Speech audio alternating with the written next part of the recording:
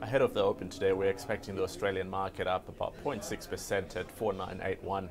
There's a pretty sharp recovery from yesterday's lows when we saw markets hammered on the back of the Boston bombings, along with a sharp decline in the commodities space. It certainly seems like the cyclicals will lead the recovery in the Australian market today.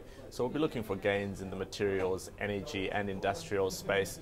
Of course, gold had seen gold names in Australia hammered over the past couple of days with double-digit losses for some of the smaller players out there. Newcrest Mining will be an interesting one to watch. It traded around 16.16 yesterday, which was a low from 2005 and 2008. So we saw a little bit of a recovery from that level. Traders and investors alike generally like to see a recovery of multi-year lows, and this will probably play well into the hands of Newcrest today. There'll be a lot of bargain hunting taking place after some of the losses we've seen in the materials names. This might extend as well to some of the mining services companies which suffered double-digit losses, like the likes of Boart Longyear over the past couple of days.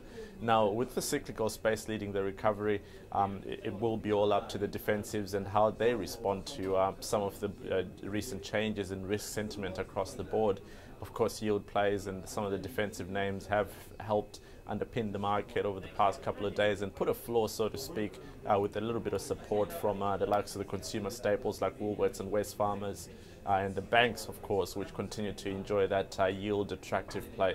At the same time, the healthcare names like CSL also managed to notch some gains, and this will be an interesting feat today to see if they can maintain this run and help the market continue on its recovery path. Of course, the last few months have been quite positive across the board, and would like to see this extend through to the rest of the week. Just looking a bit closer at some of the miners today, we've got BHP Billiton reporting its third quarter production report today. Its ADRs are currently pointing to a little bit of a loss at the open, but of course we will be hoping that those numbers can push it through and help the stock actually trade in positive territory at the open today. Of course, Rio Tinto came out with its own production report yesterday, which was relatively in line with market expectations. No real surprises there. Of course, the third quarter tends to have a lot of seasonality across the board, and that's what a lot of investors out there will be looking out for when they start dissecting the BHP report.